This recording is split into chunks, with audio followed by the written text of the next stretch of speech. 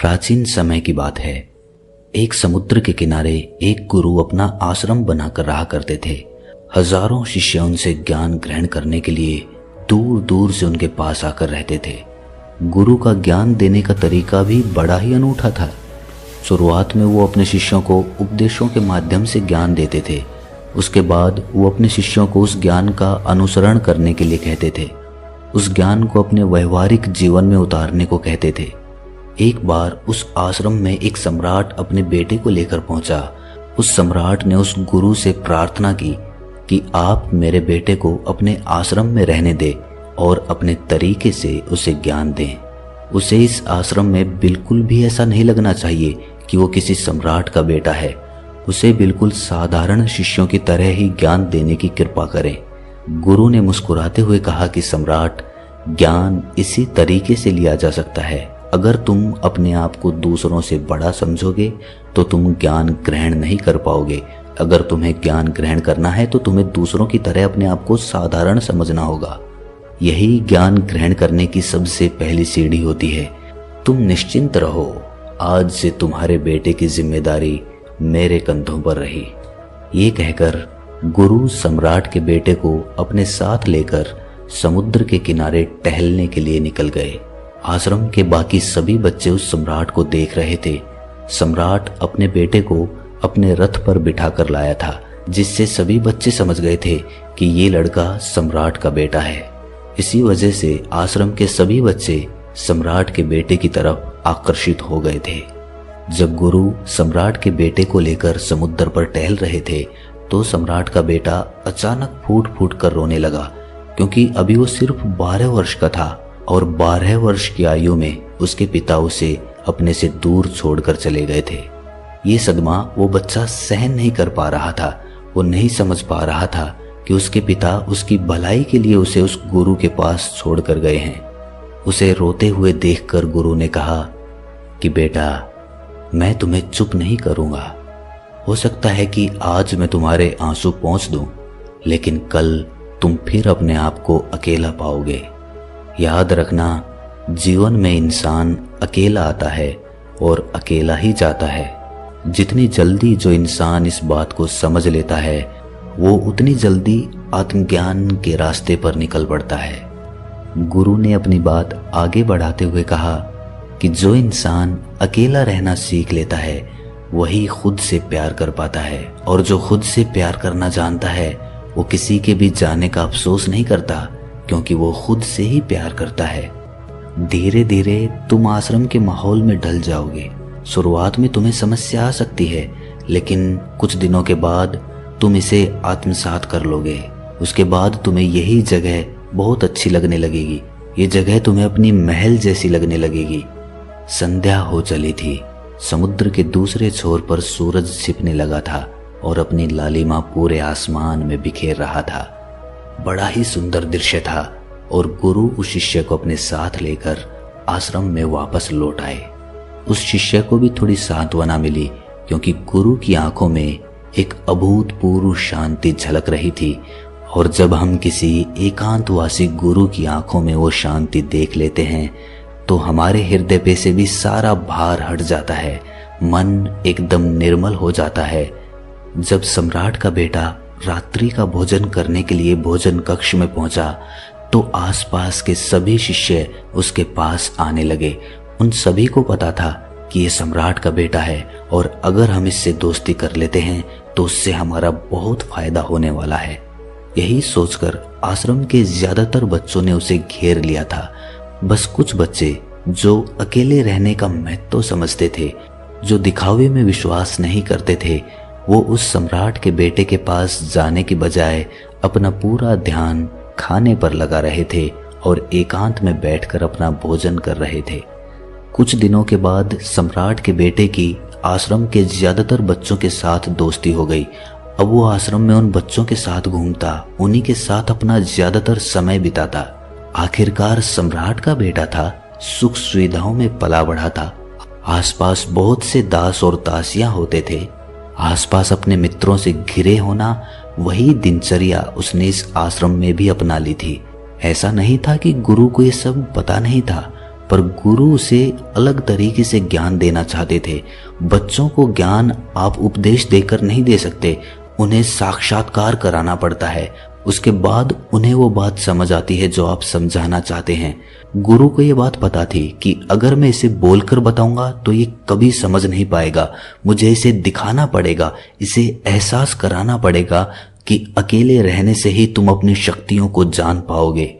ये सीख देने के लिए गुरु एक दिन उस शिष्य को अपने साथ एक पहाड़ी की चोटी पर ले गए। पहाड़ी पर पहुंचकर गुरु ने उस शिष्य से कहा कि अब तुम्हारा ज्ञान पूरा हो चुका है, बस एक आखिरी रात तुम्हें यहाँ पर बितानी होगी। उसके बाद अगले दिन शाम को मैं तुम्हारे राजमहल में तुमको पहुंचा दूंगा। वो बच्चा तो ये सुनकर बहुत खुश हो गया कि अब मैं वापस अपने राजमहल चला जाऊंगा, फिर से मेरे दास और दासियां, सारी भोग की वस्तुएं मेरे पास होंगी। उस शिष्य ने गुरु से पूछा कि गुरुजी, मुझे आज रात आप यहाँ पहाड़ी पर क्यों छोड़ रहे हैं? आखिर मुझे कौन सा आखिरी ज्ञान यहाँ से मिलेगा? गुरु ने मुस्कुराते हुए कहा कि यहाँ पर चट्टान के पीछे तुम्हें छिपकर बैठना होगा। यहाँ पर रोज रात को एक बाज आता है, तुम्हें उस बाज को देखना है, बड़ी गौर से देखना है, हर गतिविधि देखनी है, और उस बाज को देखने के बाद अगले दिन अगर तुम उस बाज की खूबियां मुझे बता पाए तो मैं तुम्हें तुम्हारे राजमहल वापस भिजवा दूंगा। और हाँ, सुबह आने से पहले एक बात पर और ध्यान देना है, एक चरवाहा यहाँ पर अपनी भेड़ों को चराने के लिए आता है, तुम्हें उन भेड़ों की गतिविधियां भी देखनी है। याद रखना, बाज की गतिविधि रात को और भेड़ों की गतिविधि सुबह। अगर तुम दोनों की गतिविधि ध्यान से देखकर मुझे बता पाए तो तुम इस आश्रम से हमेशा के लिए आजाद हो जाओगे, तुम्हारा ज्ञान पूरा हो जाएगा। मैं तुम्हारे पिता को कह दूंगा कि ये बच्चा हमारे आश्रम का सबसे ज्ञानी बच्चा है। ये कहकर गुरु अपने आश्रम में वापस लौट आए और वो बच्चा वहीं पर उस चट्टान के पीछे खड़ा हुआ उस बाज का इंतजार करने लगा। काफी वक्त बीत जाने के बाद वहां पर एक बाज अपने बच्चों के साथ पहुंचा। सम्राट के बेटे ने पूरी रात उस बाज की गतिविधि बड़े ही ध्यानपूर्वक देखी और सुबह होने के बाद जब चरवाहा वहां पर अपनी भेड़ों को लेकर पहुंचा तो उसने एक अभूतपूर्व दृश्य देखा। उसने देखा कि वो बाज भेड़ के एक मेमने को अपने पंजों में दबाकर आसमान में उड़ गया। उसने उस भेड़ के बच्चे का शिकार कर लिया था। ये सारा दृश्य देखकर वो बच्चा आश्रम में वापस अपने गुरु के पास पहुंचा। इससे पहले कि गुरु से कुछ पूछते, उसने गुरु को प्रणाम करते हुए कहा कि गुरुदेव, आप आश्रम के सभी बच्चों को यहाँ पर बुला लीजिए, मैं सब लोगों को बताना चाहता हूँ कि मैंने क्या देखा। जब आश्रम के सभी बच्चे वहां पर पहुंच गए तो उस सम्राट के बेटे ने कहना शुरू किया कि मैंने अपने जीवन में बहुत से पक्षियों को देखा है, लेकिन बाज उन सभी पक्षियों में से सबसे अद्भुत और सबसे अलग होता है। उदाहरण के लिए एक तोता हम सभी ने देखा है। तोता बोलता तो बहुत है लेकिन कभी ऊंचा नहीं उड़ पाता, लेकिन एक बाज जो कि हर समय शांत रहता है वो आकाश को भी छू सकता है।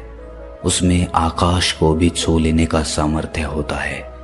जब भी एक बाज अपने शिकार को निश्चित कर लेता है तो वो उसी शिकार पर अपनी नजरें गड़ाए रहता है, चाहे वो कितनी भी ऊंचाई पर क्यों ना हो, चाहे कितना भी बड़ा तूफान क्यों ना आ जाए, लेकिन उसकी नजर हमेशा अपने लक्ष्य पर स्थिर रहती है। आज सुबह जिस बाज को मैंने देखा उसने हर भेड़ को अपना शिकार नहीं बनाया, बल्कि उस भेड़ों के झुंड में से उसने उस भेड़ के मेमने को अपना शिकार बनाया। उस बाज की तरह हमें भी अपना ध्यान अपने एक ही लक्ष्य पर स्थिर रखना चाहिए। चाहे कितनी भी अड़चनें क्यों ना आए, हमें अपना लक्ष्य स्पष्ट दिखाई देना चाहिए। 10-20 अलग अलग लक्ष्यों में अपनी ऊर्जा बर्बाद करने की बजाय हमें किसी एक लक्ष्य पर पूरी एकाग्रता के साथ ध्यान देना चाहिए। तीसरी बात जो मैंने उस बाज से सीखी और जो हम सभी को सीखनी चाहिए वो ये है कि बाज कभी भी दूसरे पक्षी के साथ नहीं उड़ता, वो हमेशा आकाश में अकेला उड़ता है। इससे हमें ये सीख लेनी चाहिए कि हमें कभी भी छोटी सोच वाले लोगों के साथ नहीं रहना चाहिए। आखिरकार हम भी वही बन जाते हैं जिनके साथ हम रहते हैं।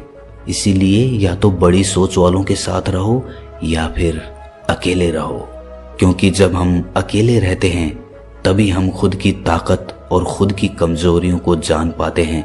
कमजोरियों को जानकर उनको दूर कर सकते हैं और अपनी ताकत को जानकर उसका सही इस्तेमाल कर सकते हैं। लेकिन वो तभी संभव होगा जब हम अकेले रहना सीखेंगे। चौथी सीख जो हमें एक बाज से लेनी चाहिए कि एक बाज हमेशा अपनी सीमाओं से ऊपर उठकर उड़ता है।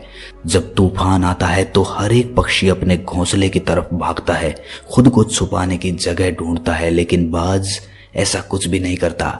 वो खुद की सीमाओं को तोड़कर बादलों से भी ऊपर उड़ने का प्रयास करता है।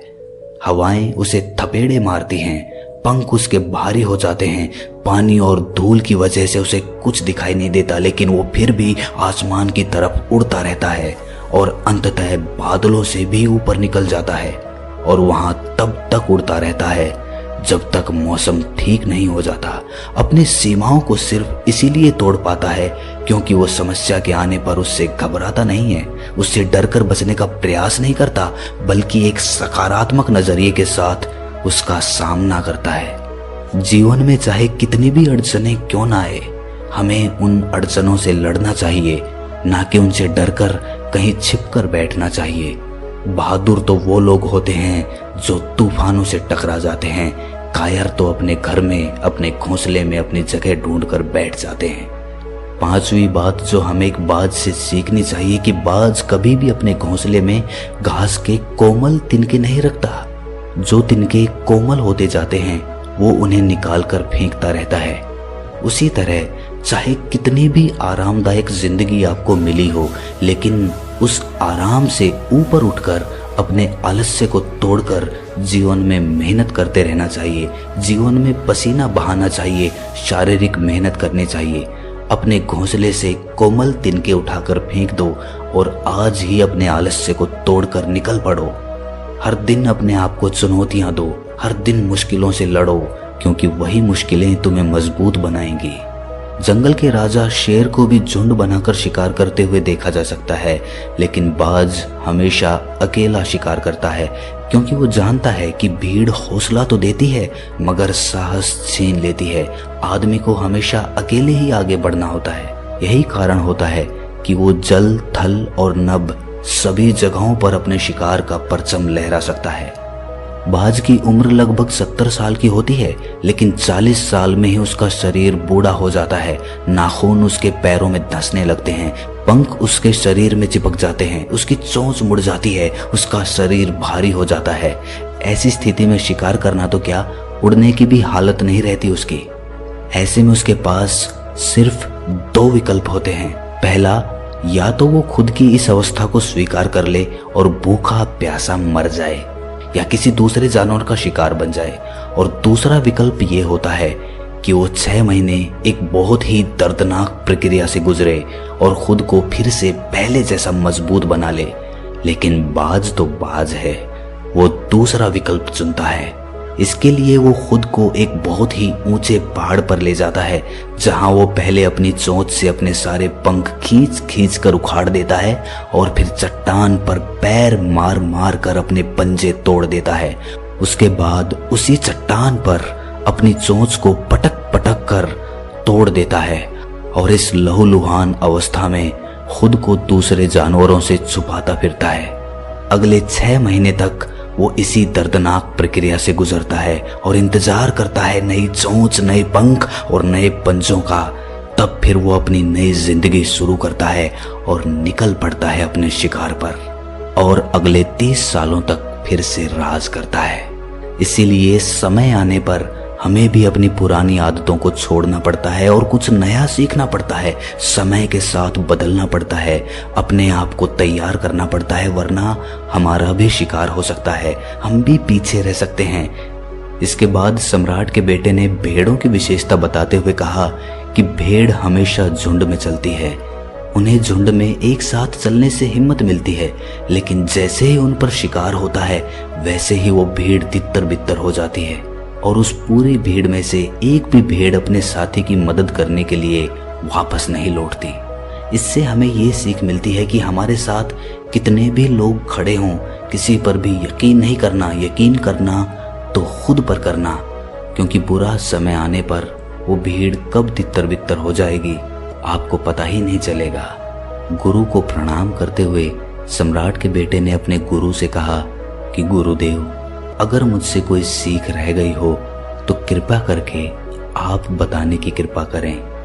गुरु ने सभी बच्चों को संबोधित करते हुए कहा कि ये सभी बातें जो अभी इस बच्चे ने बताई है सब सही है, लेकिन ये सारी खूबियां आप लोगों में तभी पैदा हो पाएगी जब आप अकेले रहने का अभ्यास करेंगे।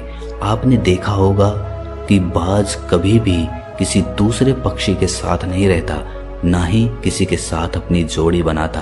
वो आसमान में अकेला उड़ता है और अकेला उड़ने की वजह से वो अपनी ताकत और अपनी कमजोरियों को जान पाता है।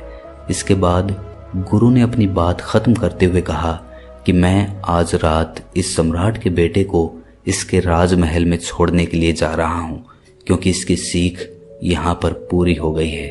और ये कहकर गुरु उस सम्राट के बेटे का हाथ पकड़कर राजमहल की तरफ रवाना हो गए और बाकी के सभी बच्चे उन्हें पीछे से जाते हुए देखते रहे। तो दोस्तों, कैसी लगी ये कहानी आपको? कमेंट सेक्शन में ज़रूर बताना, और अच्छी लगी हो तो इस चैनल को सब्सक्राइब करके नोटिफिकेशन बेल को ज़रूर प्रेस कर देना। तो मिलते हैं अगली कहानी में, तब तक के लिए अपना ख्याल रखें।